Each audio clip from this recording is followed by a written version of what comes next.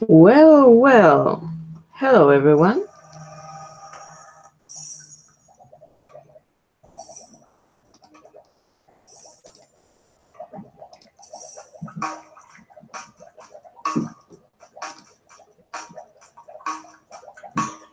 I was working in the lab late at night when my eyes beheld an eerie sight.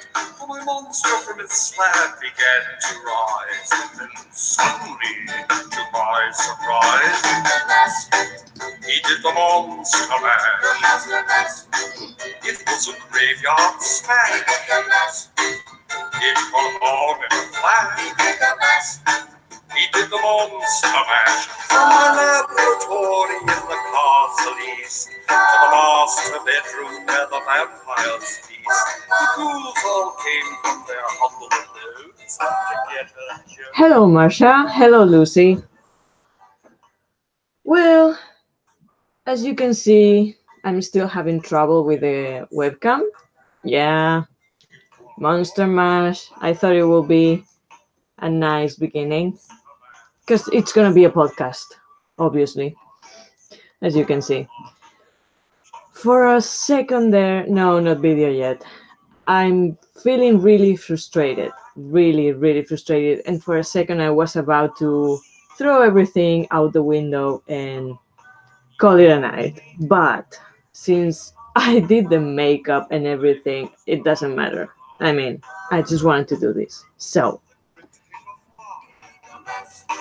They played the monster mash. let's just celebrate. Graveyard smash. Hello, Created Coffee. All in a flash. I'm sorry, I don't know your name. Monster mash. Out from its coffin, Drax's voice did ring. Ah. Seems he was troubled by just one thing. Opened the lid and shook his fist and said, Update pics. I kind of dress up just a little bit, not a lot, but I have my witchy hat on and I had some background and some Halloween lights, but yeah, you can imagine my face.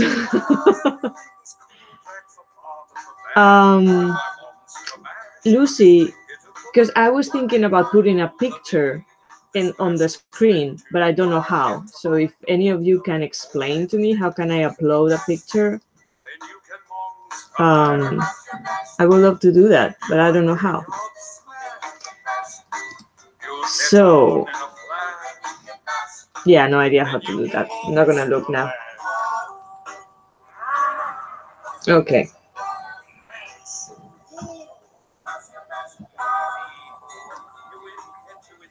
A tarot question. Well, I was thinking about chatting a little bit and read something that I want to read to you people about light and shadow and the dark aspect of the god and goddess, because I'm reading a really interesting book about that. But yeah, after that we can do some cards and see what the cards have to tell us.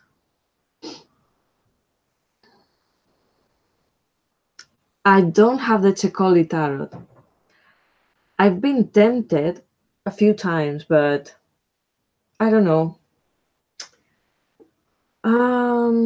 So, well, to be honest, first of all, what I had in mind are more like talking about TV series. I don't know if you people...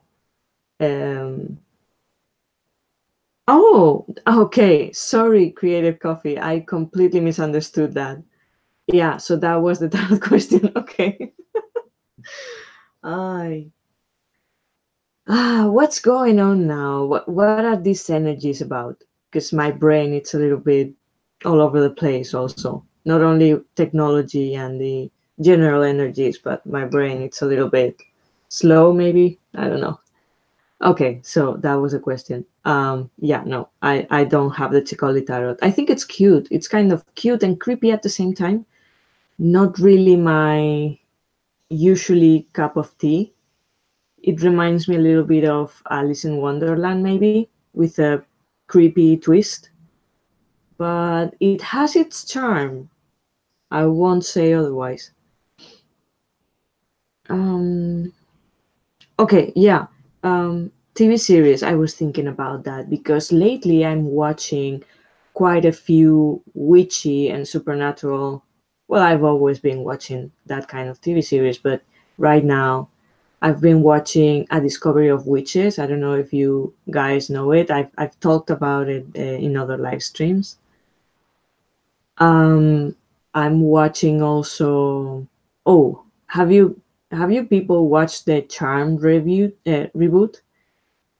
Because that is also in my brain. Like I only saw the first two episodes, and that is something that I want to wash off my brain, but kind of can't for the moment.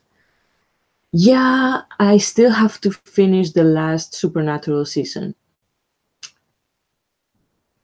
And also, I was watching right before this the second episode of the chilling. How is the name? The Chilling Adventures of Sabrina or something like this. So, which one do you want to first talk about? Because I can talk about any of those.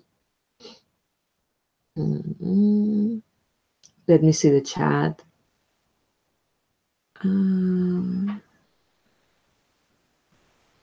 Yes, it must be why Simon likes it. Oh, the Chicoli. Yeah, Alice in Wonderland. Yeah, I guess. Okay, the new Charmed. It is, for me, awful. It's really bad. I mean, I'm sure for a younger audience, like right now, like teenagers, but with not a very, I don't know, good taste. If I'm honest, that's what I want to say.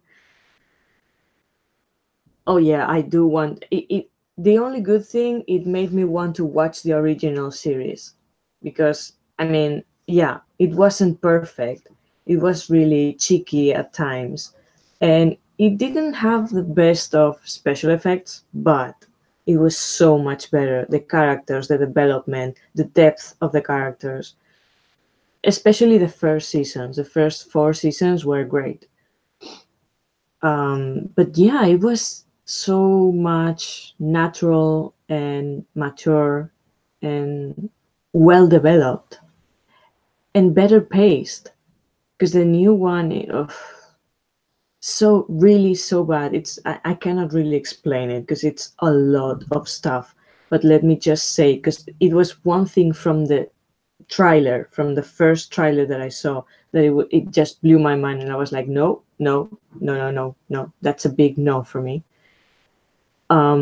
So the three sisters, there's only two sisters at the beginning, and then the mother dies in the first 10 minutes of the episode, and then a third sister appears from nowhere. Like, I think I'm your sister, and then there's a thunder, and suddenly they are the charmed ones.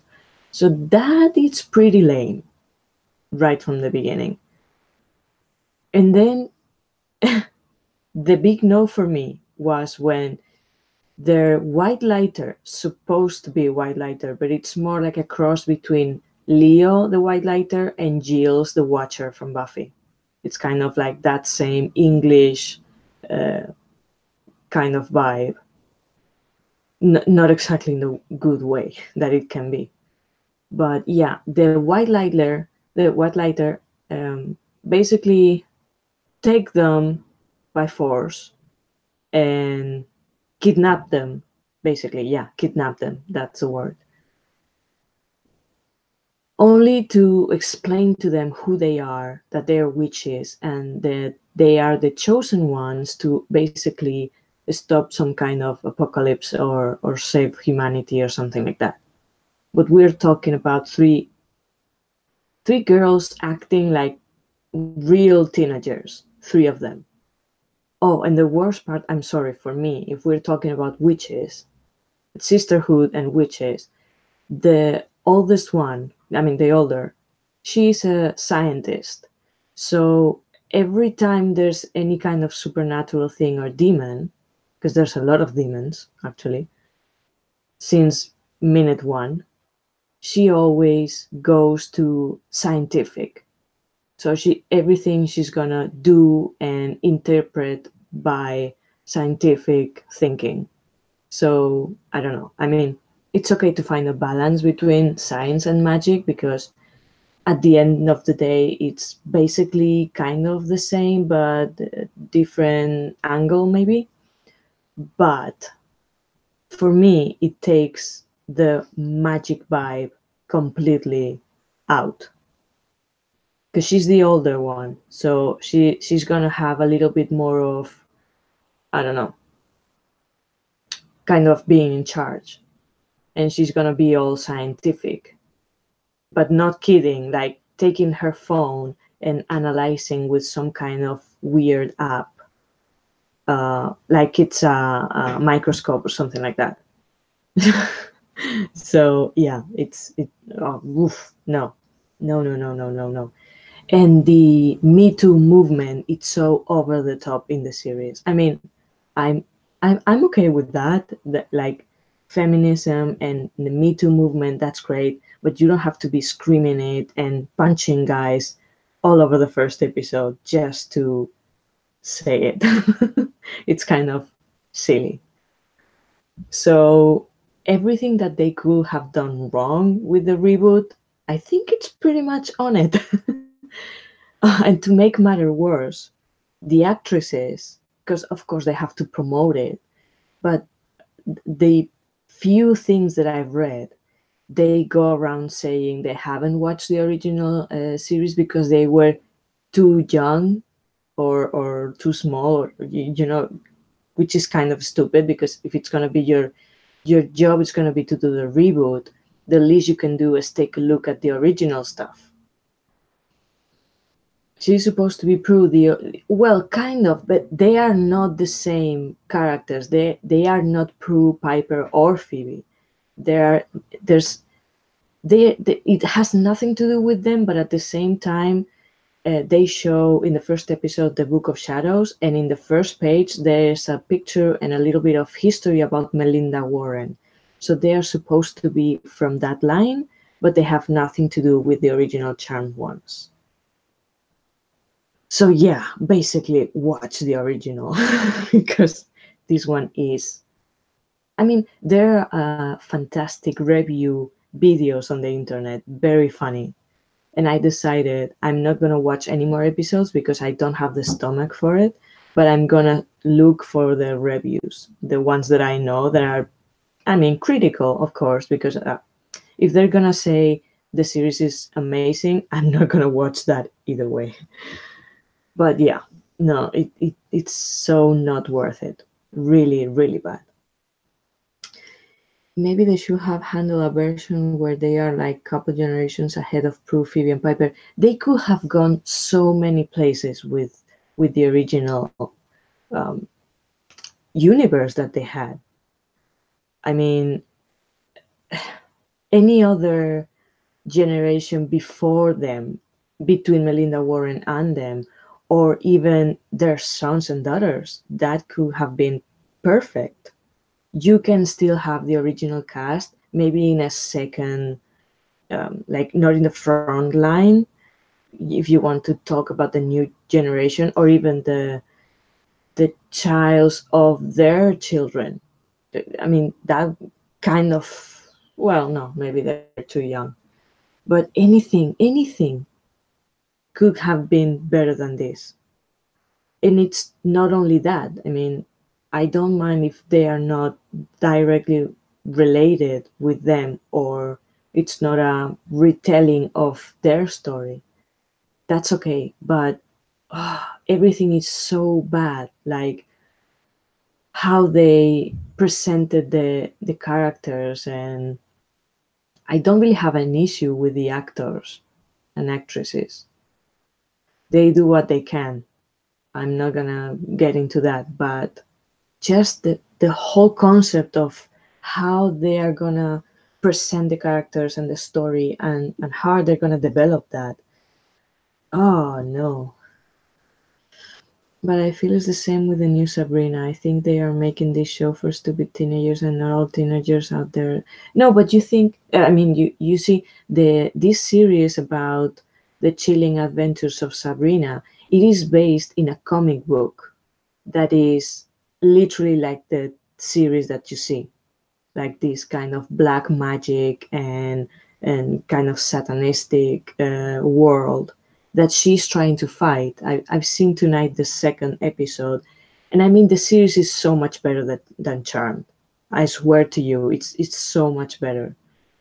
The characters are better presented, and actually, there's already one character, Ambrose, that I absolutely love. It's her cousin, and he's just great. I cannot wait to see more of him because he's fantastic. He, yeah, it is better than Charm, totally. But I confess I'm struggling with all the satanic point of view. Like, I don't like that at all. I do like the series. I do like the casting. It's great. They are fantastic. I like the aesthetic. I like the look of it, especially now in Halloween. It's kind of perfect, right? But I really don't like. I like the fact that she's resisting because she doesn't want to be that. She wants to be a witch, but she also wants to be human because she's half and half. It's really interesting. I do like it. But isn't the new charm setting the bar really low? It is. It's not even low. It's kind of underground. You cannot even see the bar. It is so low. No, no, no. Um, yeah, I don't like that kind of satanistic stuff either. But I think it's gonna be really interesting because in the second episode, she already confronted that kind of baptism that she has to do in her 16th birthday, and she goes there and she's about to do it, but in the last moment everything feels wrong for her, and she says no, and she backs up, and that's kind of amazing. Kind of weird but amazing. So now you can I'm hoping to see a little bit of the struggle, but also how the light comes out of that. I don't know. Oh, bye, Creative Coffee. Thank you for coming. Bye. So yeah, um I think it's a better series. Let's see how it goes. And Charm, forget about it. Like, really forget about Charm. What else was I watching that I really, really like? Well, today, talking about series, and I think it was pretty fitting because I watched today the fourth episode of Doctor Who, the new Doctor Who. I don't know if you girls watch it, but I'm really, really loving. I love Doctor Who, and I'm really loving the new Doctor Who because it's for the first time in the history of the series. It's a woman, and the bar is really high. Oh, the Good Witch. Okay, that was the other one I saw. Oh, have you seen the Halloween special? Because I saw it yesterday. I think it was yesterday. And I'm sorry, but I have to say, it was so disappointing. I mean, Hallmark. I know how Hallmark is. It's kind of too perfect, like the perfect American dream. And sometimes it's so over the top that you can die of diabetes watching it. But I do like The Good Witch because at the beginning it had Halloween special for Good Witch. Oh, sorry, yeah, no, the Halloween special was for The Good Witch. But today I watched the fourth episode of Doctor Who, and it had spiders on it, but like giant mutant spiders on England. So, and I hate. I'm sorry for spiders, but I cannot stand them. it's really bad for me. Like, so it was like facing a fear today watching Doctor Who's episode. So yeah, the Halloween special of Good Witch was so kind of, I mean, yeah, it's the same tone, but because at first it was movies, kind of, yeah, TV movies. I'm not sure if it was like 5 or 6 movies, and I really liked them because it had kind of more realistic, natural, subtle aspect of magic in every day. And I really like that, and I like the cast, and it's really it's cute and it's sweet and it's lovely, just with a enough but little um, touch of magic. That's okay. But then in the TV series, when it became a TV series, now this is the 4th season, I think. We already watched 4 seasons, I believe. I'm not sure. I'm not sure right now.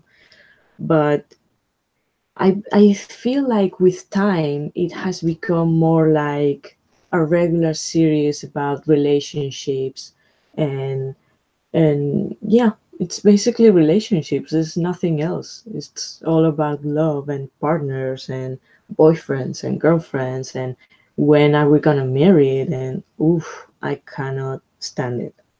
I just can't. So I kept watching it because I kind of feel I have a soft spot for it, I guess. But this last episode, it was supposed to be their wedding, like the wedding, the second wedding actually of the Good Witch, because well, the first husband kind of died, really, poor guy. So this second one, it was supposed to be the wedding. I'm not gonna say what happens in the episode, but it is kind of meh, and no magic at all, like at all. It's supposed to be, but it sounds, it has diluted so much through the seasons that now when they talk about kind of like legends or curses or I don't know, it sounds kind of a stupid superstition. It really sounds silly and cheesy, and it's such a shame because I did like that series. But well, so yeah, no. What did I watch after? Because I needed to watch something else after that one that made me feel better. I don't remember what it was. Maybe a Discovery of Witches. Yeah. Oh, okay, Crystal Mama. Marsha, thank you for coming. And yeah, have a nice supper and good night. So, am I right, Lucy? It's just you and me. I'm still seeing 4 people in the. It's supposed to be 4 people watching. I don't know where they are, the other ones. Okay, so A Discovery of Witches is the other one. It's based. I also, yeah, I also talk about this in other live streams based on books with witches, vampires, and demons that aren't demons literally. It's just like people with extreme talent, can be genius or mad people. So that adaptation is just amazing. The only bad thing that I can say about that TV series is that it's so fast and it has to leave out so much stuff. Like they only have 8 episodes to put all the first book in them, and it is so good. Everyone is so perfect for the roles. The everything, the image.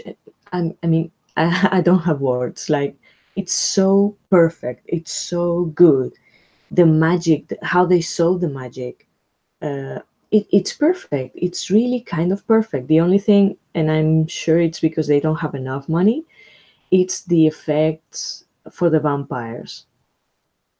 for once, they don't have fangs, which is kind of weird, but at the same time, maybe could be more realistic than the image that we have of vampires with the fangs, like the huge fangs. They don't have fangs. A Discovery of Witches, which is based in a trilogy of books. The first one being A Discovery of Witches. The second one is the... Wait, I'm searching for the books on myself. The Shadow of Night. And the third one is The Book of Life. And there is so much stuff. I mean, of course, in the books, you can take much more time to explain and develop the characters and the relationships and the dialogues and everything. So for the TV series, they also decided to show not only the two main characters' point of view, which is Diana and Matthew, the witch and the vampire, who of course fall in love, but it's not cheesy, it's not over the top romantic, it's not no, it's fine, it's okay, it's the perfect balance of everything in this story. Like you have a historian witch that doesn't want to be a witch for what happens to her parents. She's a historian and she studies alchemy, so she goes to Oxford, to the Bodleian Library, and she studies alchemic manuscripts and books. So for starters, that is already interesting and different and more mature, and at the same time really magic with that kind of not really scientific, because it's not, or maybe it's the old version of scientific, obviously. And then you have the vampire, which has become a scientist, sorry, couldn't find the word, scientist. So yeah, it has a perfect balance between everything, actually, and made in a very realistic, but at the same time different and magic way. And everything is so perfect in this series, apart from the special effects for the vampires, because you can see when they run, they're supposed to be faster than anyone, and the effects are not so good. But with the magic for the witches, that's very good. That's actually better than I was suspecting. But everyone is so good that it feels like too little every episode, every scene, when you know how it happens in the books. I mean, yeah, they leave a lot of stuff out, but the one that they put in, it's so good that it I mean, I'm suffering a little bit because I need to see more. I would love to have seen more of the book, just the way they have portrayed in the series, because I love it. If it is just us, we could switch to Spanish, although it sort of still feels weird to me to do the YouTube lives in Spanish. I need to watch that show. I'm not sure, because first, this is the English channel, and this video, it's gonna stay up late after this. So the people following this channel, if they come in afterwards and they start to hear in Spanish, it's gonna be confusing. And for what I see in the screen, there's supposed to be more people watching, so they are not writing in the chat, obviously. But so I'm gonna stick with the English. Sorry. Okay. So yeah, Discovery of Witches, really, really good. But there's only one episode left. Oh my god, I'm suffering so much. Just one left. Ugh. I really hope they can do a second season and a third season. A season for every book. That will be just perfect and right. So, okay. I think enough of series, because yeah, the day before Halloween, Today, I mean, here in Spain, we're having so cold weather right now, so much cold. It feels like winter, actually. It's really weird. Oh, I do hope they do another season. So, yeah, it's so cold. It's really cold. It feels like winter all of a sudden. And maybe it's perfect because it's the kind of day, it's really gray. I think it has rained just a little bit, but it's the kind of day you just want to stay home and under the blankets with a hot cup of tea, and read or watch Halloween movies and series. I still have a lot of movies to watch. I have been reading these past weeks the Green Witchcraft Volume 2 of Ann Moura, which is Balancing Light and Shadow, and I have been liking it very much. It has the only thing, well, it's not a problem, obviously, because the book it's about witchcraft, but because I'm not really um, I don't practice the witchcraft necessarily. I do love to read about it, but I don't practice. Right now, I'm more interested in the more the theoretical stuff, if you want to say it that way. Maybe philosophical, theoretical, spiritual, not so much the practical rituals and spells. So those bits kind of like in the middle for me, if I'm honest. But I read something that I really loved. It was a meditation about the dark god and goddess, if I can find it. First, she explains a personal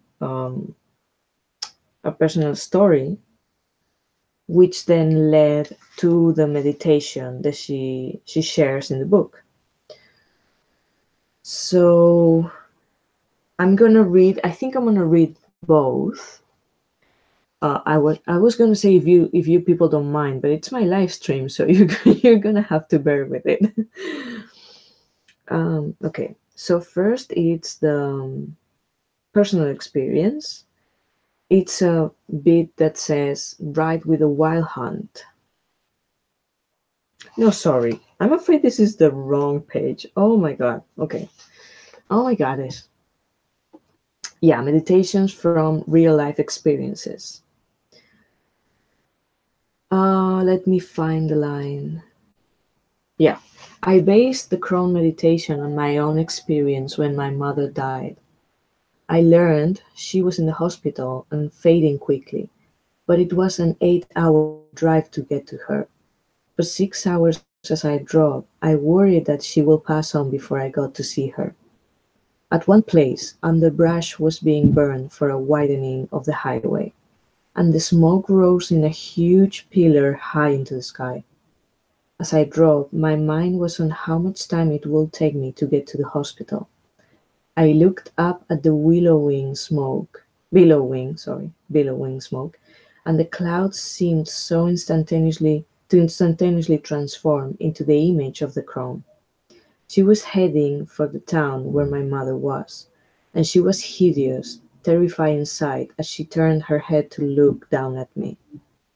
In my mind, I heard her voice say, "I'm going for your mother, but I will wait for you." The first impact of her words was the knowledge that my mother was indeed dying. The second one, that I could rest assured I will be able to talk with her before her passing. At a time like this, the whole process of death and passage becomes personal and imminent. I trusted that the vision was authentic and the message was as I heard. This is part of the perfect love and perfect trust so often discussed in the craft. My fear of the separation that death brings vanished.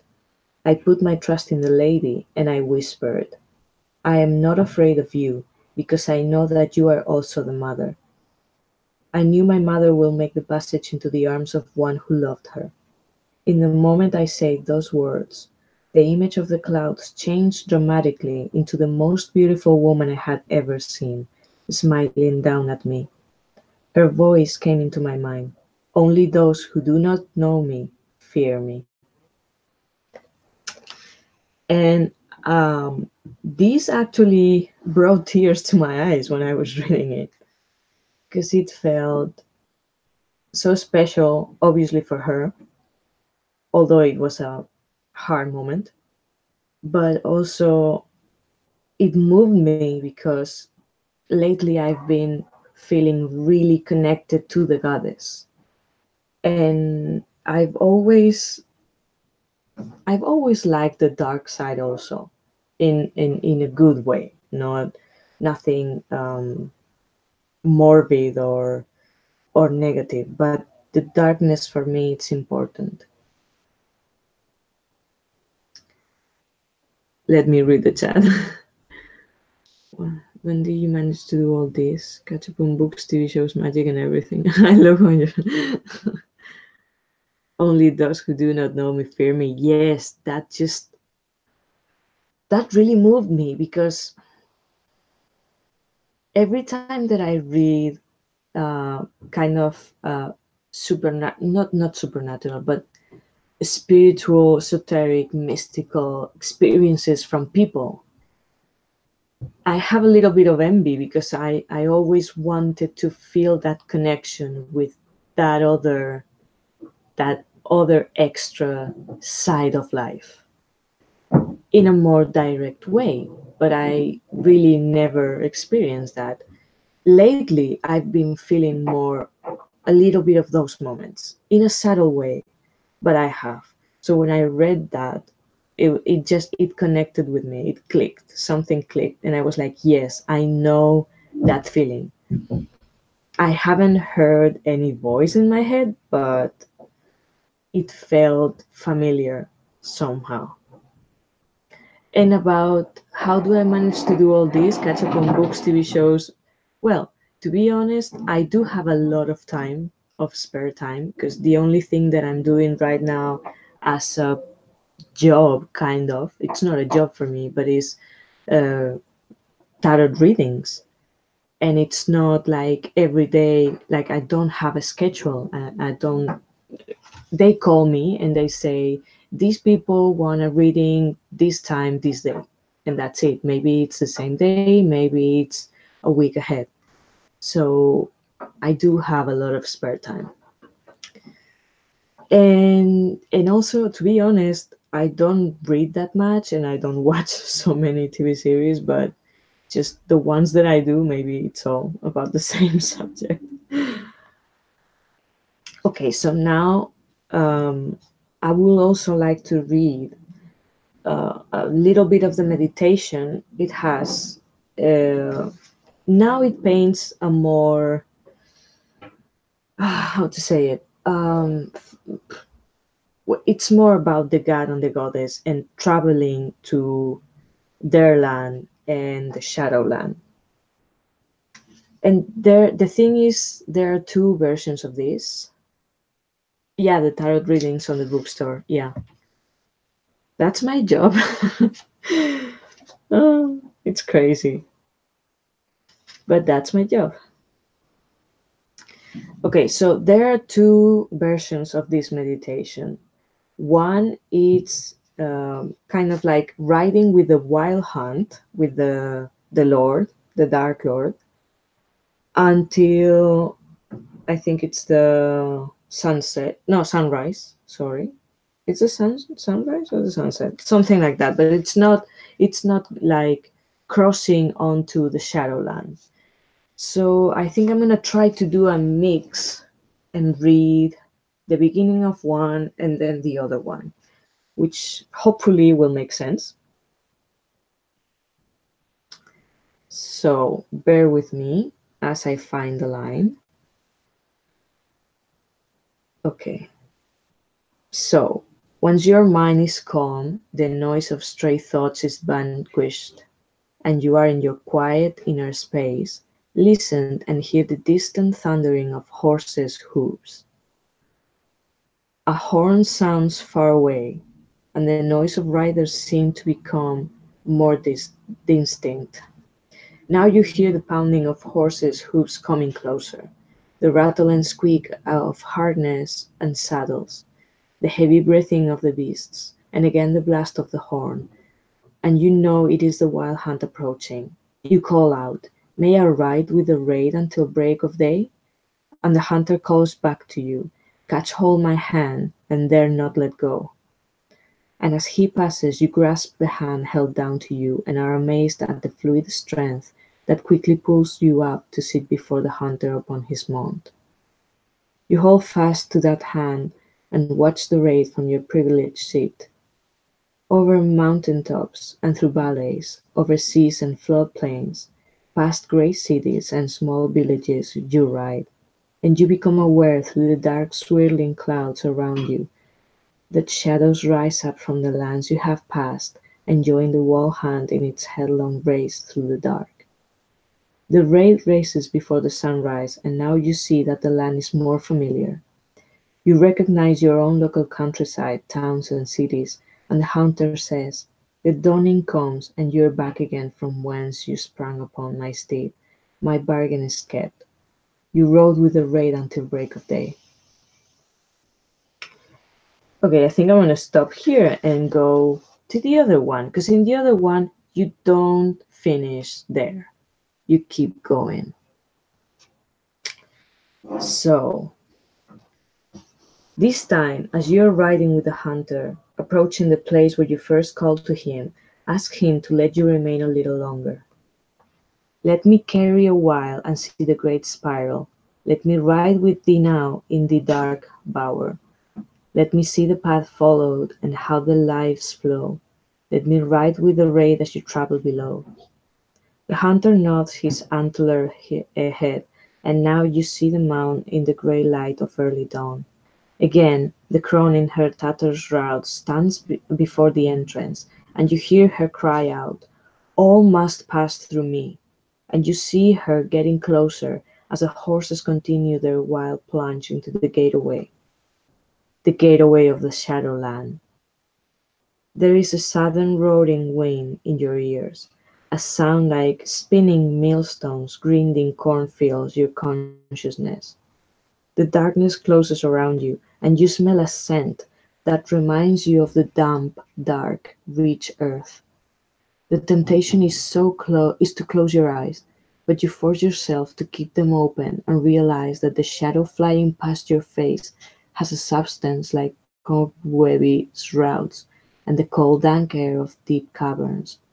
You are passing through the crown, and feel nauseous with the sensation of death, the nauseous odors of disease and decay, and the scrabbling thin fingers scratching at your flesh.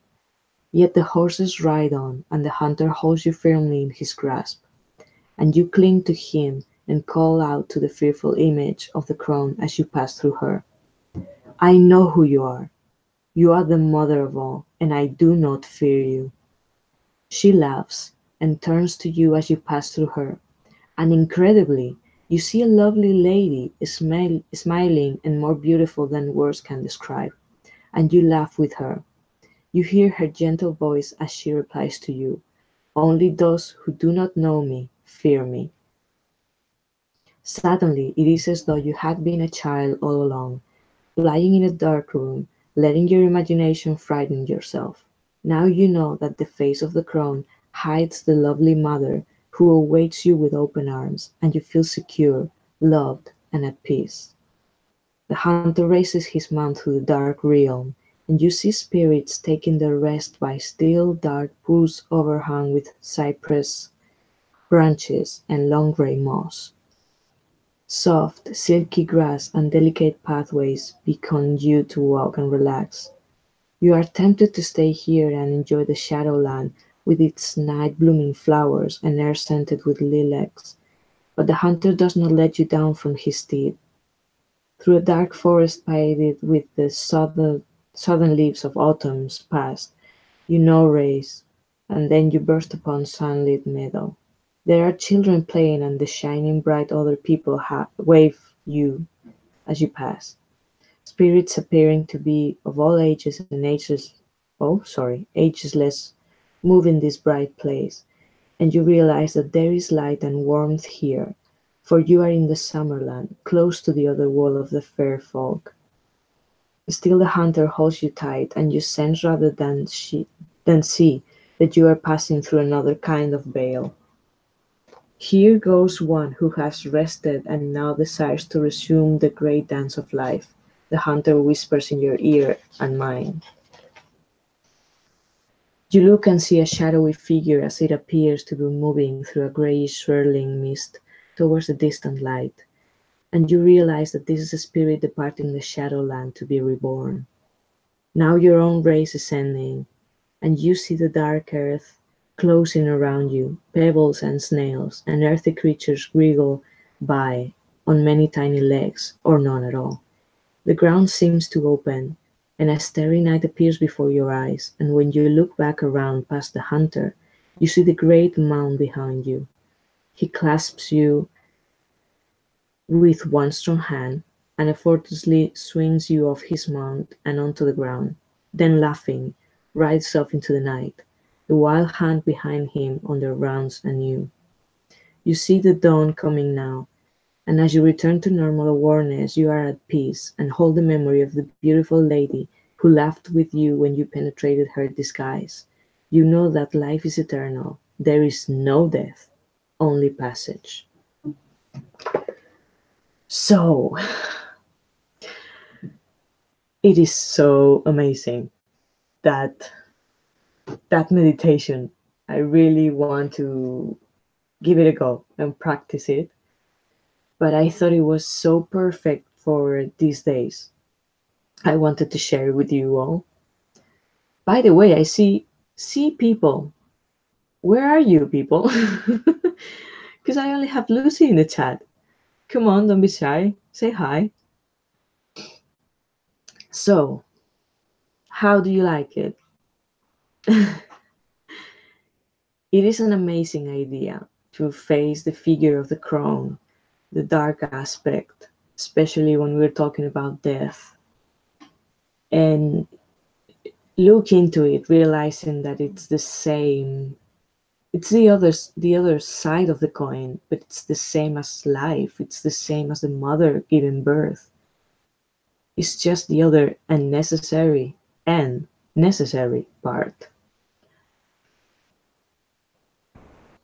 Well, it's kind of a long text, and I don't know if I should share it on.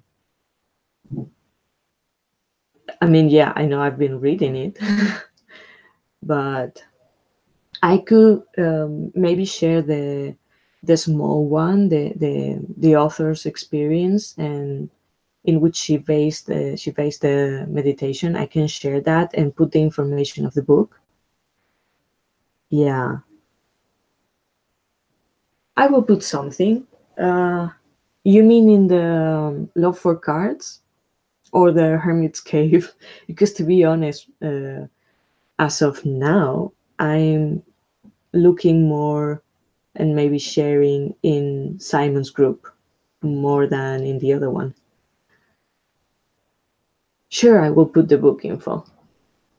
And also I will put the information of the book and everything on the description of this video.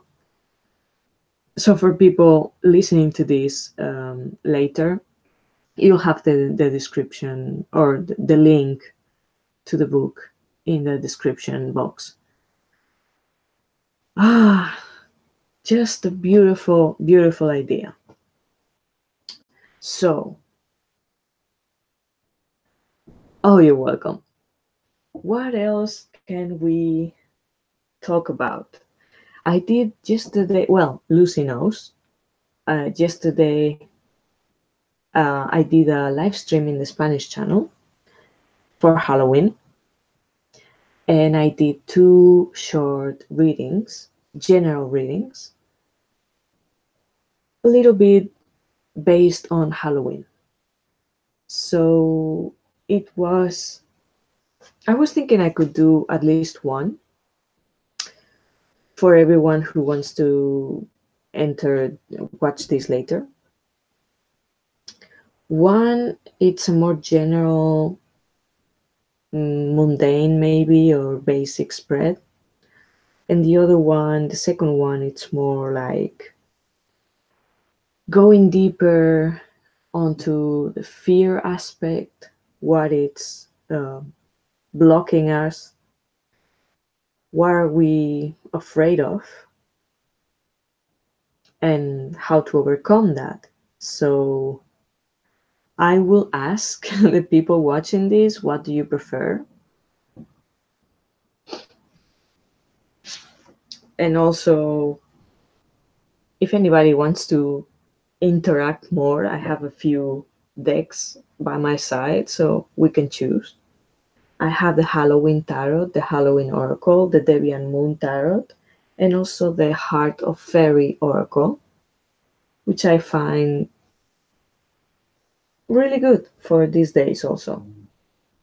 I was using it today for myself for some Halloween challenges on Instagram.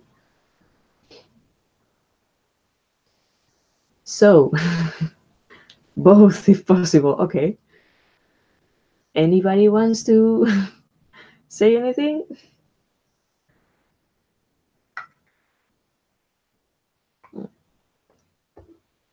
While I wait a little bit, I'm going to try again the webcam.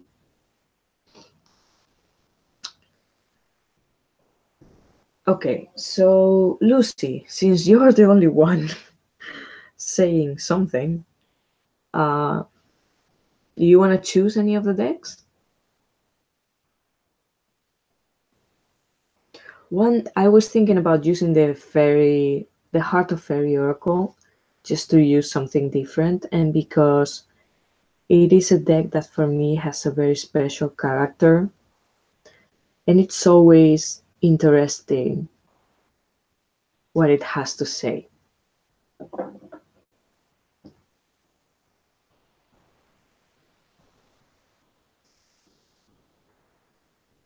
So, should we start with the first tarot spread, the general one, with the past card, present card, kind of future card,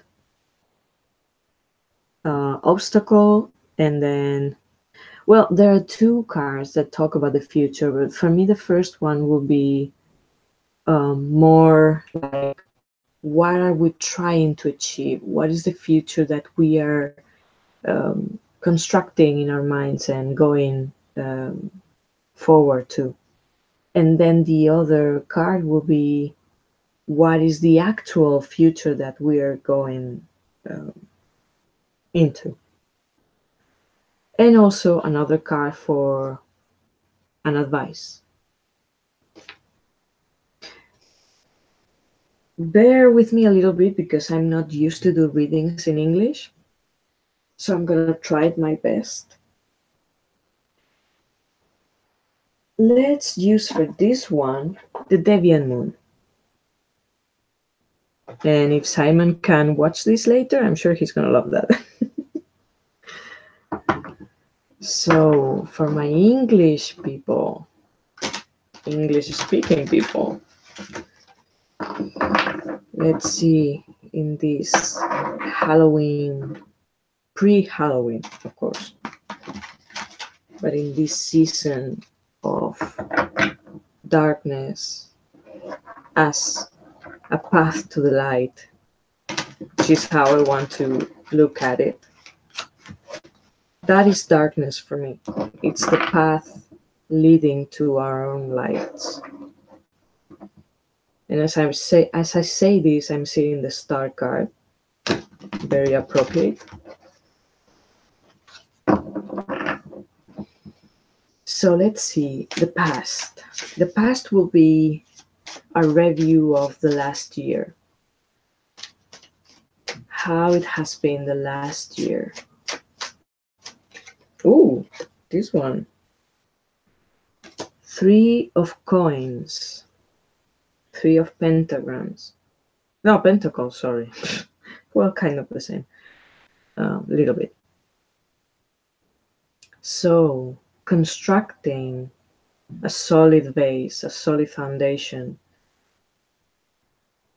Just the first stage, but a solid foundation with our own strength and work, and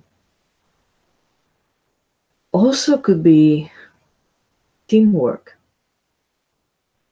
Obviously, we're all together in this.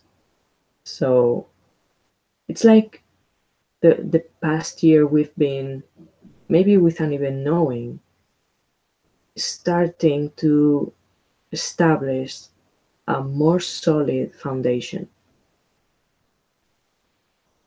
Because it seems to, everything seems to be changing a lot lately.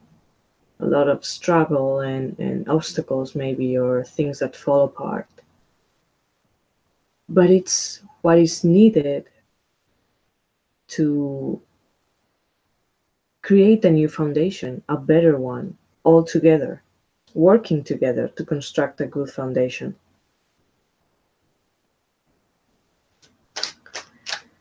And if we are talking about the individual, we also need to construct our own base, our own solid base.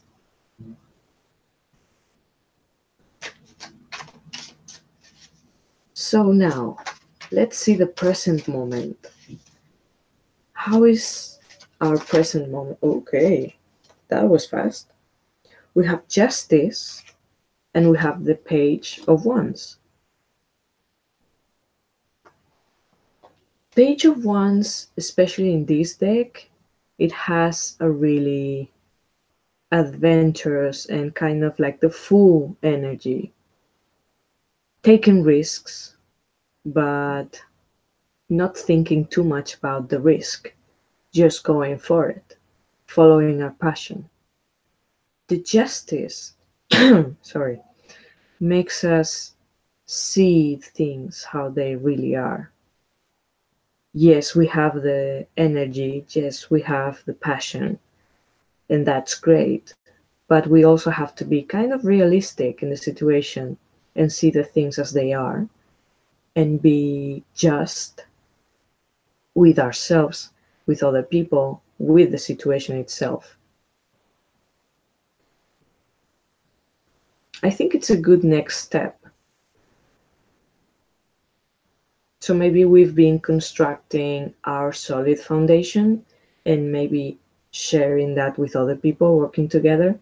And now we are finding the balance between the passion and the energy that we have going forward, and also maintaining the balance and the justice in every step. Interesting. It's definitely a different reading than yesterday, I think. So now, let's see the third position. That would be, how's the word in English?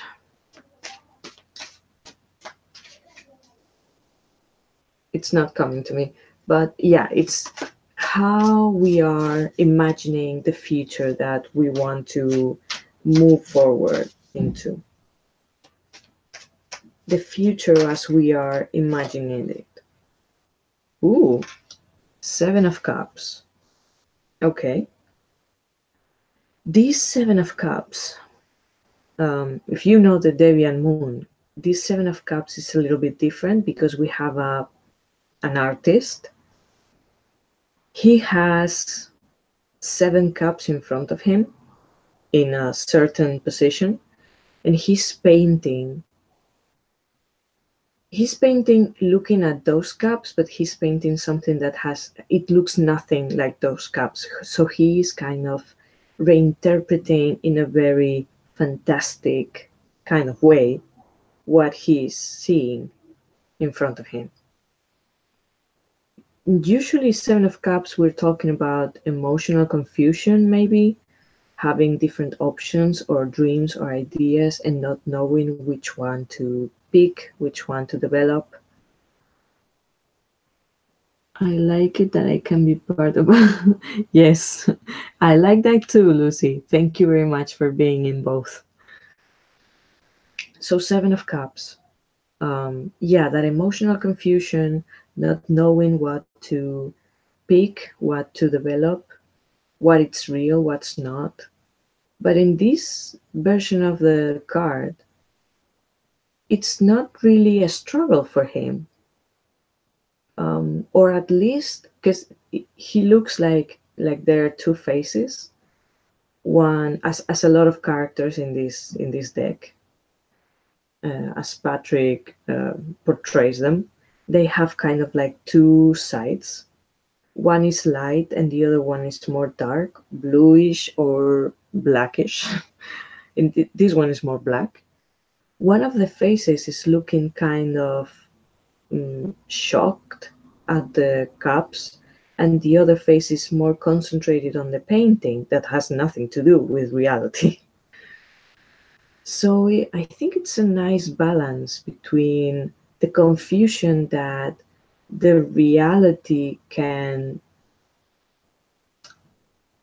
create in ourselves, and also that part of us that want to just follow the dream and follow the fantasy and don't give a damn of reality. It is quite an interesting and nice balance. So I guess looking forward into our future, what we want to do in that future, we're kind of maintaining that balance again. Feels like a really balanced reading this far, kind of being in the middle. So let's see now the obstacle. What is the obstacle for us right now in this situation? What is the difficulty that we have to face and learn from?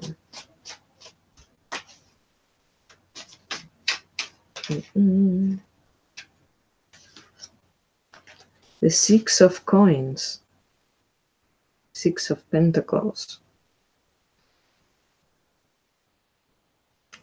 This depiction, it's kind of funny or peculiar, maybe it's a better word.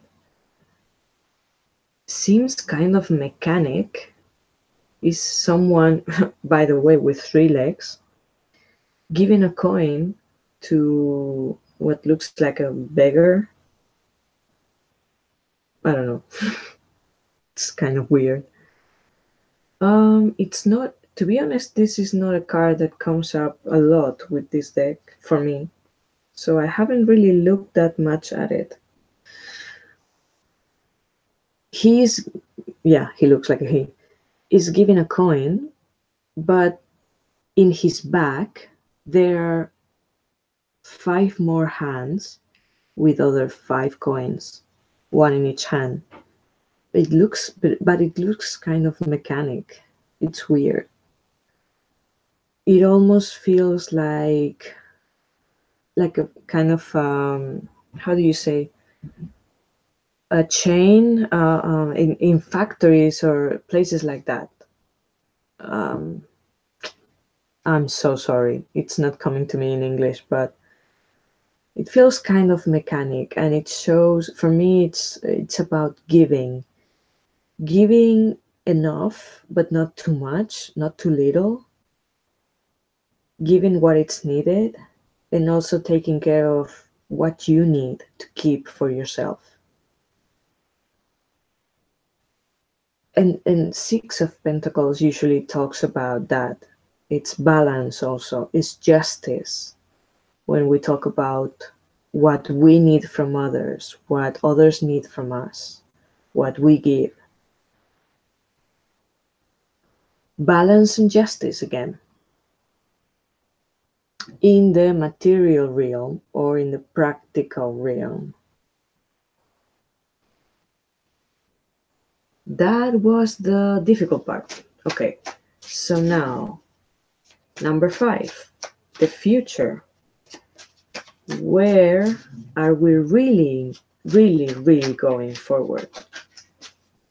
What is the future that we are... Ooh, another one flying. Page of Swords. Another page. So, the future that we were imagining was the 7 of Cups. And the actual future that we are moving forward is the Page of Swords. Kind of opposite, right? Because the Page of Swords is someone that keeps a distance, observes, listens, and thinks things through a very realistic and analytical lens.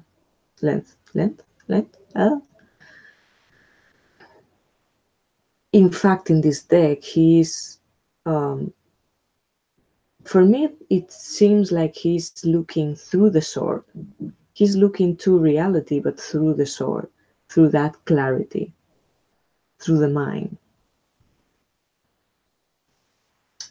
And as the last one, card number 6 will be the advice, the help for us in this situation, in this moment. Although it really feels very balanced. Ooh, 5 of Cups. Okay. The image in this deck for the 5 of Cups, it's kind of sad and funny at the same way, because we have 2 characters. To be honest, at first I thought it was mother and son, but if I remember correctly, in the book, in the little white book that I have with the deck, because I don't have the big one. Oh, thank you, Lucy. Yes, I know. I'll have it in mind for the next blockage. If I remember correctly, it's supposed to be a married couple. So it's the wife and the husband. And we have the 3 spilled cups. And the wife is yelling and screaming at him. And he's he has a really weird face. Because he's kind of like scared and laughing at the same time. But yeah, for me, it makes me feel uncomfortable in the sense that I don't like people screaming. Like, it looks like bullying. I don't like that. So, as an advice, maybe don't listen to the bully in ourselves when we feel that the emotional part, it's been diminished. Maybe like we have lost something in that sense. Maybe our expectations emotionally have been, I don't know, it's not as good as we wanted emotionally, maybe, or we have lost something emotionally on the way. But don't listen to the bully. Don't listen to the part that is gonna blame or get furious and scream. And no, that doesn't serve us. We need to keep the balance. We need to keep listening to the passion and to the inspiration and to that fire energy of the Page of Wands. And also keep working the balance between that and the solid foundation that we worked in the last year. And just try to be maybe more practical, more,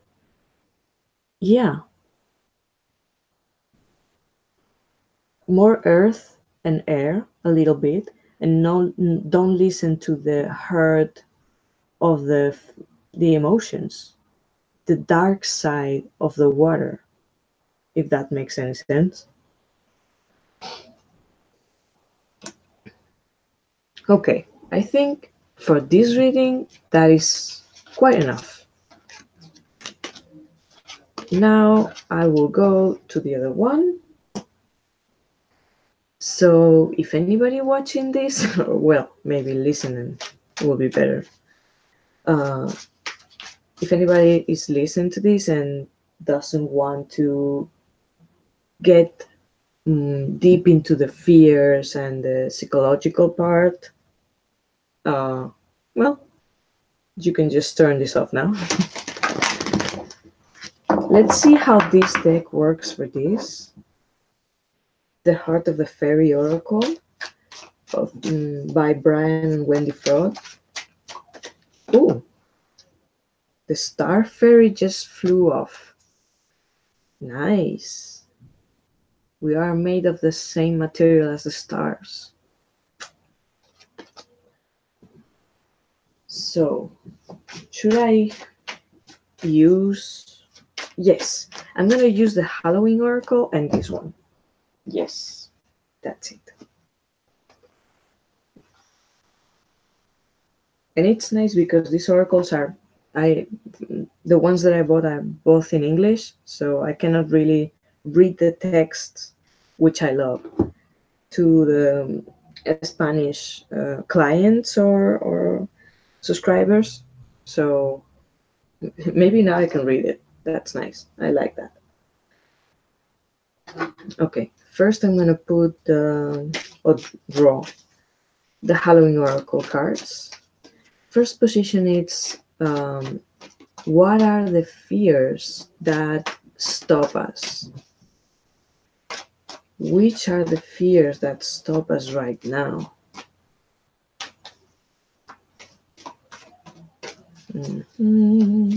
Just one, please. Oh,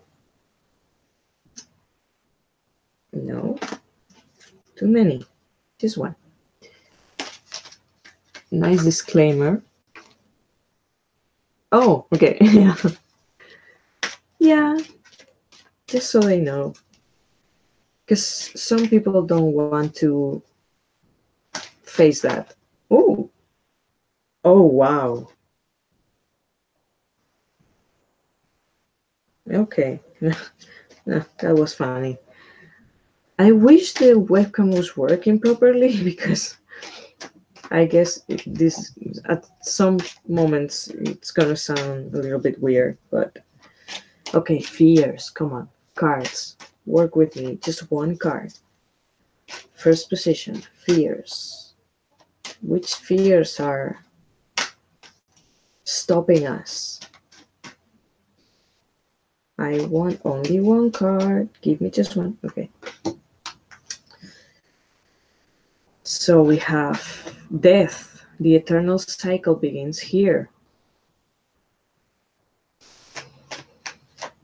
Yeah, I guess it makes total sense in this season, and especially right before Sawhain or Halloween, when the veil is thinner. We are reminded of death, people that are not longer here with us.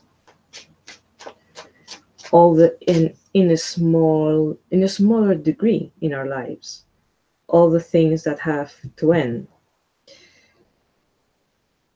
And it's always a struggle for us. Keeps being a struggle. It's a little bit frustrating, isn't it? Through all our history, the human history, we still struggle with the same things. Why? Why we keep losing connection to ourselves, to the source, to the truth?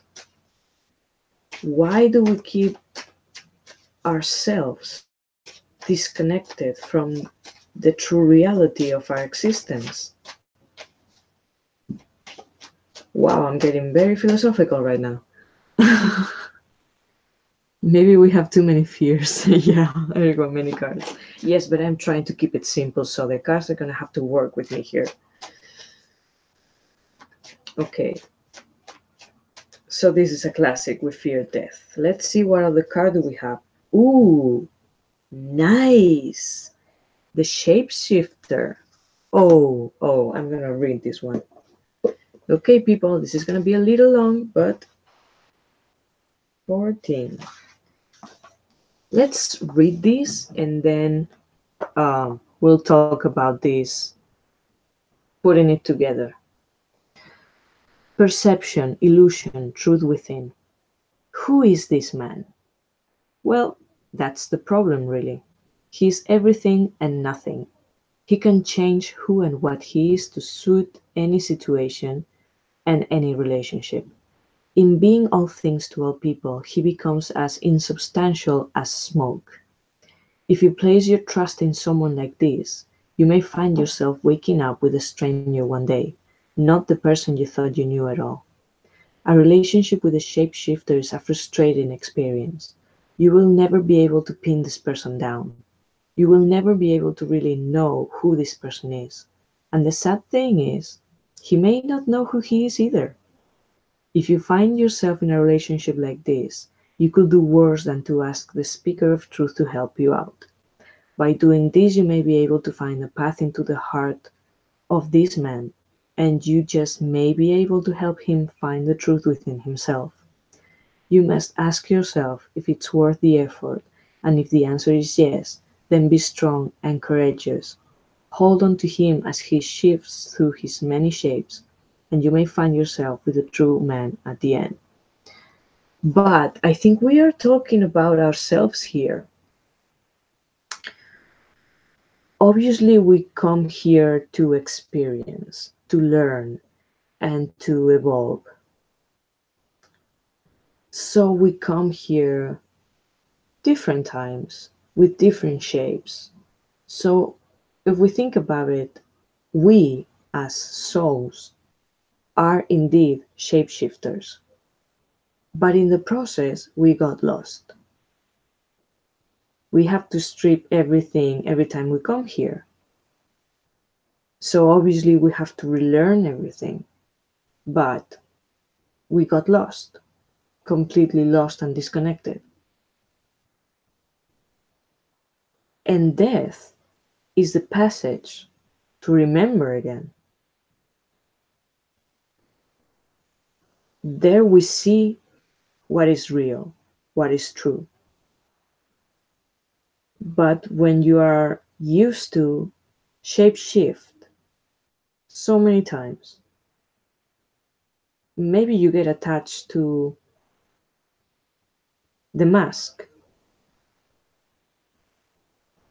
Has any logic? I don't know. Is the fear of the shapeshifter of losing all the masks and see his true form, his true essence, or she.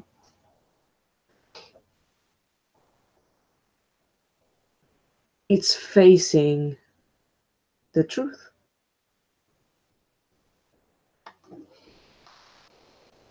I think that's enough for the first one. Let's go for the second one, which is let me translate this because I have the notes in Spanish.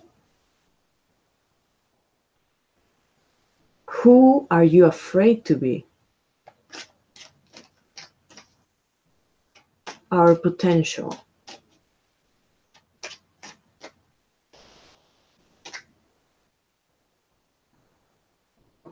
A skull of flowers, creating through the ashes.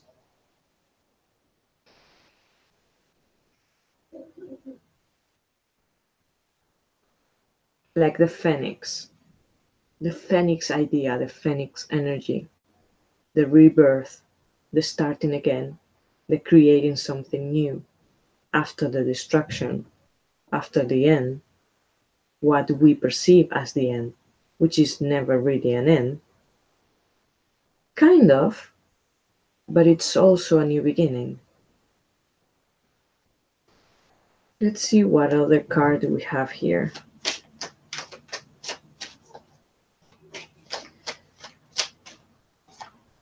What potential are we afraid of? The gift. Wow. So we have the gift. The skull of flowers, which is created through the ashes, and the gift. Wisdom, gracious acceptance, recognition. We think of fairy gifts as perhaps not being what they seem.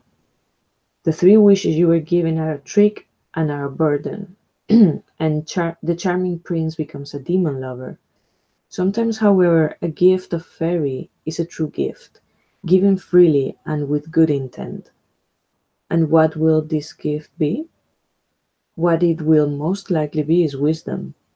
The gift of wisdom comes from journeying long within the realm of fairy, looking, listening, and being aware of the energies that surround you, prepare you for the gift of wisdom. That is what this masked figure holds out to you, an egg containing all of the wisdom you have acquired throughout your travels in fairy. This is a serious gift. She is not capricious pride, but a grave and majestic figure. If you are willing to acknowledge the journey you have taken and the lessons you have learned, then accept her gift, freely given and richly deserved. So, yeah, this is our potential, our own power, the gift of wisdom, the wisdom of knowing that we can always start anew, create through the ashes. I do understand this so much because this was one of the most important lessons that I learned in my life. So many years ago, I was a classical ballet dancer. And it's the kind of profession that you have to put all your energy and time, basically all your life goes into it, because you need to train a lot of hours, you have to practice, you have to rehearse, and then you have to go on stage. And it takes all your energy and it takes most of your time. So I guess it's logical that it becomes especially a part of who you are. I mean, we tend to perceive and present ourselves through our profession, through our jobs. And if you think about it, that is so silly because we are so much more than a job at one point in our lives. But then, back then, that was really important in my life. So I was a ballet dancer, nothing else. When I decided to quit and get out of that world, not because of an injury or anything like that, it was a personal decision. The mentality in that world was making me feel miserable and really bad with myself. So I decided to quit, and it was hard to explain to everyone because I had good physical conditions and I had talent, but I wasn't feeling good. And then I had to face the idea of, so what am I now? What is my worth now? Who am I now? I'm not a ballet dancer. Who am I? And it took me some time to realize that that was a really stupid idea. It is hard to start again. And I had to start again a few times by now. But at the end, you realize it's really a gift. Like this card says, the knowing, the understanding, the wisdom that you are so much more than just a job or a career. You can do so many things. You don't have to choose. And that is a problem because they teach us when we are kids and when we are learning and growing up, you have to choose a path, and that is your path for the rest of your life. That is insane. That is not a path. A career, a work is not your path. Life is the path, but it has so many options. You can do so many things through your life. Not even, you don't even have to do it at the same time. You can choose one path and then another and then another and then another. And that makes you grow so much. So, why are we so afraid of this idea? Ironic, because we had the shapeshifter in the first position, which are what scare us.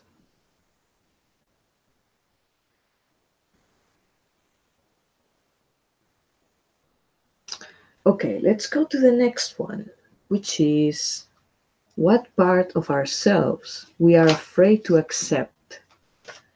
So here we could talk about the shadow a little bit, right? All that stuff that we hide and we suppress, we don't want to accept because maybe we think it's not acceptable for others or for ourselves.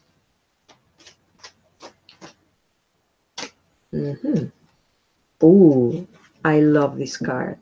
The skeleton, strength. Let's read the text because I'm sure I'm not going to explain myself good enough for this fantastic card.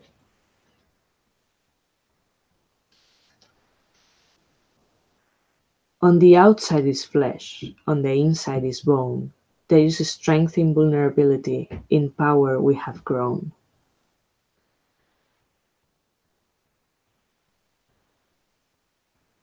I'm gonna read everything because it talks about Halloween, so it's kind of perfect.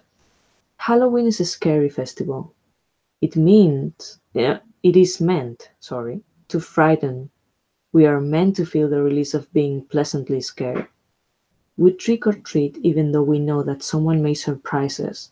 We watch horror films knowing they will scare us. We even dress as skeletons who have no flesh at all, and their bones are there for all to see. In short, we show our vulnerability at Halloween and our strength in facing our fears too. There is incredible strength in showing vulnerability. It can often be the bravest course of action and the most frightening. More often than not, it is a powerful catalyst for personal growth, even though we may not be able to perceive that at the time. By showing our true selves and displaying some balanced vulnerability, we can seek and receive greater understanding from others. By admitting that we are wrong or that we don't have the solution when we are expected to, we leave more room to turn things around faster. By asking for help and support rather than acting as martyrs and feeling resentful shows strength and wisdom, not weakness. Should the skeleton card bring itself to your attention, dare to show strength and vulnerability if that is what you really feel. Shame, pride, grudges, or embarrassment are hefty burdens that need not be carried through the darkest of nights. I love this oracle so much. And I love this card. I really, really love this card. Because this is very important. We think saying no, we think saying, I don't have the answer for this. I don't know the solution for this. I'm not perfect. I'm not as strong as society thinks I have to be. That is true strength. Admitting that we are not perfect, that we are not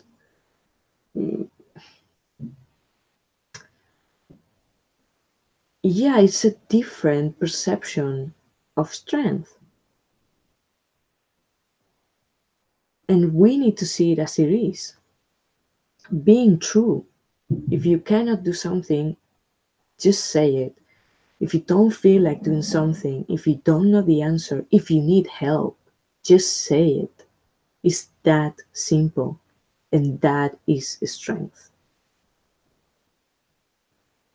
So, obvious answer to number 3, which was what part of ourselves we are afraid to accept, is vulnerability, because we don't understand that that is strength. The green man. Oh, this is a beautiful pair, because we have that skeleton, which is our own base. I mean, that is what keeps us standing. And then we have the green man, which is the true essence of life in the material world, is the fertility and prosperity and abundance. Just when, yeah, it's kind of the perfect pair, if you know what I mean. Oh, if I can find the page. So the green man talks about irresistible life force, virility, and awe. If the lord of the forest is the supreme overseer of fairy and the forest, then the green man is the forest itself. And I'm having so many mental images of trees and forest. I'm loving this. He is the energy that flows through all vegetation, from the mosses that cover the forest floor to the most majestic of trees that make up the forest canopy. He is ancient, appearing before man, even before fairy. Pecan, ¿cómo se dice? Sorry. I'm not sure what is the pronunciation of this, so sorry. And dangerously alive, he can eventually reclaim any place on terra firma where man has left his mark. In our world, he is an energy to be tamed, conquered, shaped to fit our needs and aesthetics. In fairy, in the green world, he is the life blood that flows through everything. When the green man appears in a reading, the most important thing to do is acknowledge him in your everyday life. If you are in an office building, take a moment to go outside and find something green and just thank it. Thank the life force that impels it to grow. You can use that life force, that greenness, to revitalize in a relationship you are in. Think of the insistent burgeoning energy of a blade of grass or a giant oak tree, and let it flow through you to anyone with whom you wish to share the experience. The vitality of the green man.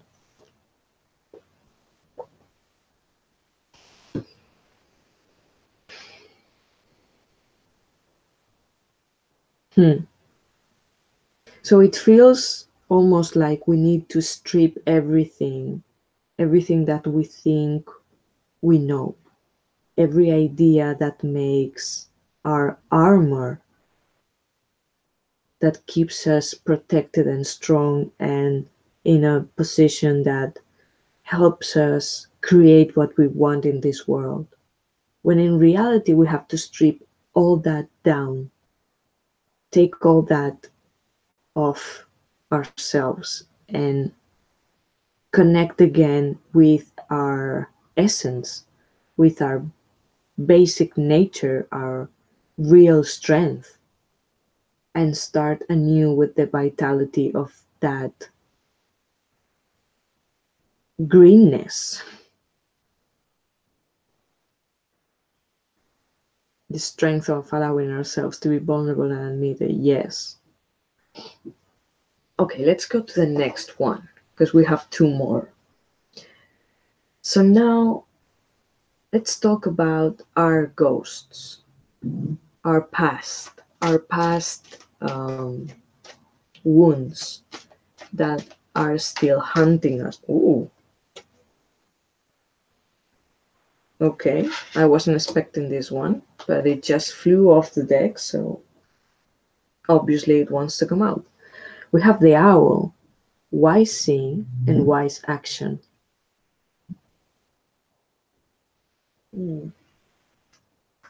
Let me take a look at the. I don't think I'm gonna read all the text, but just silent, winged, and wise, all-seeing creature of the night, show me the way. I will follow you in flight. Should the hooting owl come looking for you this Halloween, it indicates the need for wise counsel or further information before you make a decision. Considerate action is guaranteed. Think before you act emotionally and ensure you think strategically, not impulsively. So maybe this, I feel like this could go both ways or two different ways. Because we're talking about being wise and observe and think before acting. Don't let our emotions take us in a, I don't know, confused and dark path maybe. So maybe in the past we weren't wise enough, or maybe we were too much. Let's see what other card do we have for these ghosts of the past. If we can have a little bit more of clarity with this one. Shadows of the past. Oh, okay. Beautiful pirouette the card did here. The Lady of Unicorns. Let's see. 41. Okay. Belief, magical connection, and guardianship. This is the lady of belief and longing. The unicorn, symbol of purity, grace, and love, is under her guardianship. She is the keeper of our longing to connect with magical beings. She holds our need to believe, and she cherishes it. Belief is such an important part of living a true and magical life. Belief can help us overcome depression and despair. It can lead us toward a brighter future. Give her your longings, and she will keep them in care for you. Come to her when you need to be reminded of the importance of what you believe in, and she will restore that belief to you.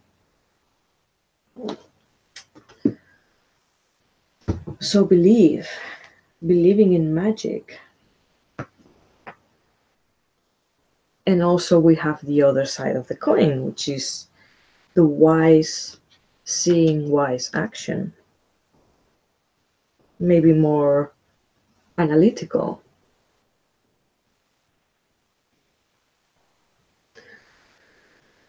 This also sounds familiar for me. The struggle between the heart and the mind, the fantasy or the dream, the belief of the magical side of life. And on the other hand, the observing and listening and being more analytical and strategic. It should complement one another, but I don't know for other people, but for me, it's always been a little bit of a struggle. I do try to be wising and wise acting, but sometimes it's difficult when you want to follow that fantasy and magical belief. We can swing from one extreme to the other. And continuing with my example, I was a very, very romantic, dreamy child. And well, then you face reality, right? You get older and learn how the world seems to work, or we make work.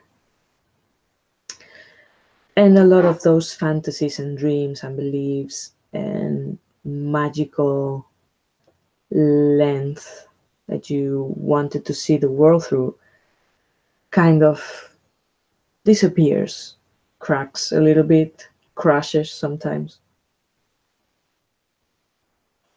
So you try to go to the other side, to the other extreme, which is being more practical, realistic,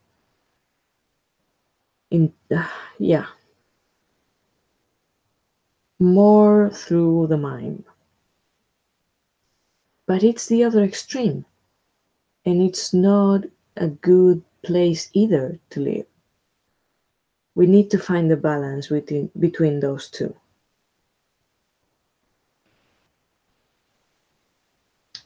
And the last one will be, maybe as an advice, how can we best accept our shadow, integrate it, work with it, and be more whole? Ooh, we have two cards from the Halloween Oracle.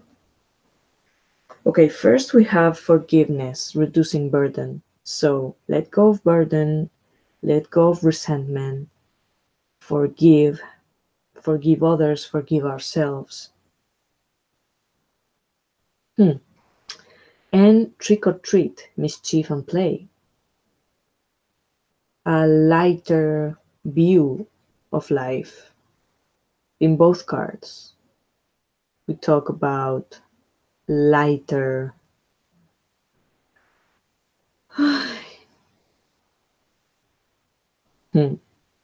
I feel like, because yesterday when I did this reading for the Spanish channel, it was also lighter than I thought. And it seems like the cards are sending kind of the same vibe of, don't try so hard to look for the dark side.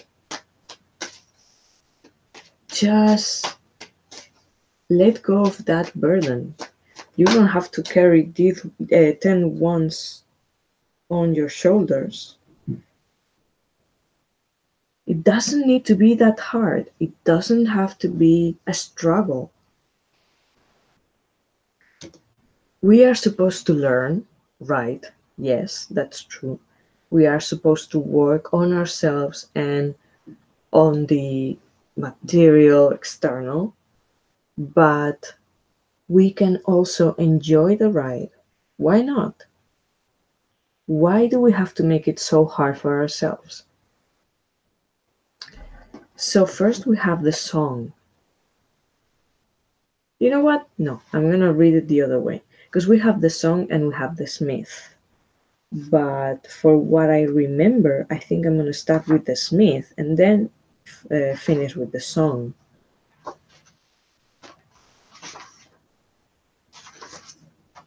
Okay, it's not here. Yes, it's here. So, the smith, bond, promises, and creation.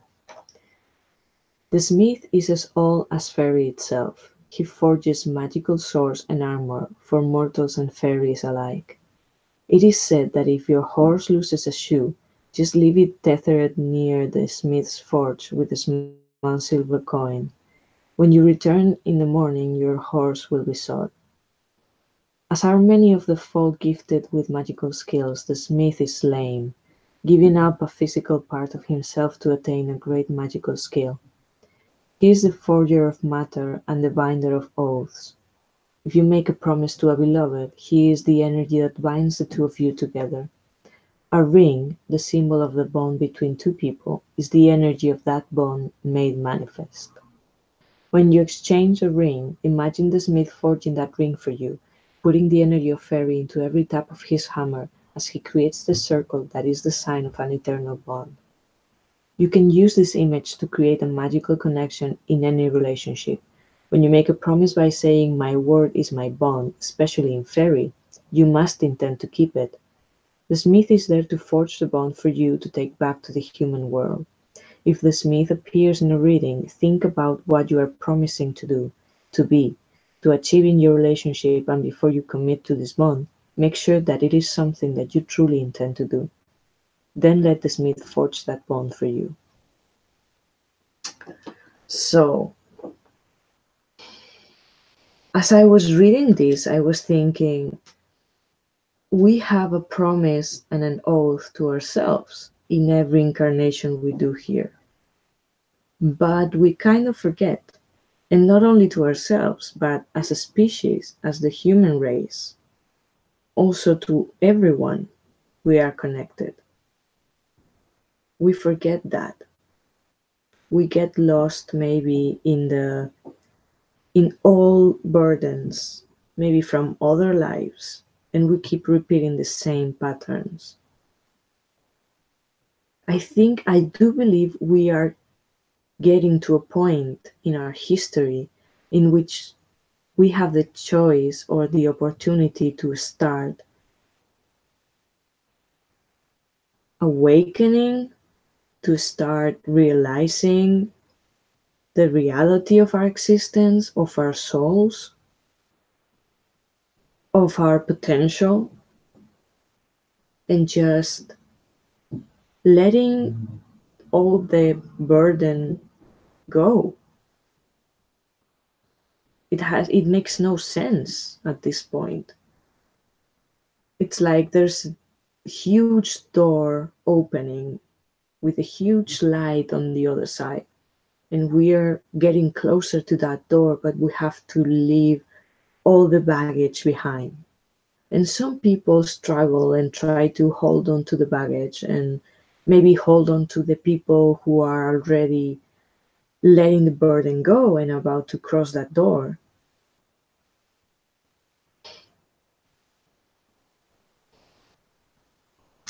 So now let's see the song. But yeah, the smith. We need to make sure, try to remember that promise and that bond. And yeah. Okay, now let's go to the other one. Because I don't know what I'm saying anymore. 59. Attentive awareness, hidden energy, listen with your heart. What is the song? What does it mean? The song is energy and vibration. Everything has its own energy, and everything has its own vibration or song. In fairy, as we travel the roads that spiral inward, we are aware of the energy of everything around us. Because we are in the other realm, it is easy to feel the energy of rocks and trees, flowers and grasses. When we travel in our human world, we may find it difficult to find any energy at all in the buildings, pavement, and stunted vegetation that surrounds us, but it is there nonetheless. And before I forget, following this, we can see this as coming from the other side to this dimension, this third dimension, as the fairy will be the spirit side, the spirit world, and the how it says here, when we travel in our human world, so when we incarnate in this third dimension. No matter where we are, in a beautiful country landscape or a cityscape of steel and glass, the energy is still there, flowing through and around everything, connecting everything in a harmony of song. If you draw this card, it may be time to stop and listen. Put your hand on something close to you and be aware of what you feel. Awareness and connection are so important. Relationships falter when connections are lost and energy is blocked. If you feel that a relationship is stuck, try listening for the song of the other person. Pay attention. That is one of the most important lessons that Fairy has to teach us. Pay attention and the energy will start to flow again. So we can look at this as the connection between that other dimension, that other state of consciousness, the spirit world, however we want to call it, and this third dimension, the connection between those. And it's very appropriate for this Halloween days season because we are a little bit closer and maybe we can feel more easily the connection, the energy, the vibration between this dimension and the other one. And also, as the book says, in any kind of relationship or situation here in this dimension. Remembering, letting go of burden and remembering the connection. I think the Smith can talk about that also. That link, that oath, that promise, that the connection is there always, but we forgot, and we have to pay more attention and try to listen and feel that energy, that song. Nice. That was nice. It's funny because with these cards, I kind of lost track of the spread itself, but it was very nice nonetheless. So, only 2 people now. So, what do you think? That was the spread. We did both, actually. So, Lucy, what do you think? Tell me. Are you still there? Is there any other thing that you want to talk about? Or if you want to ask the cards, I can draw a card for you if you want. And that other person, I'm not sure if it's myself or is actually someone else listening. Because otherwise I'm gonna finish the live stream slash podcast for Halloween. Maybe read a little. I think I'll keep reading a little bit more of that green witchcraft, light and dark.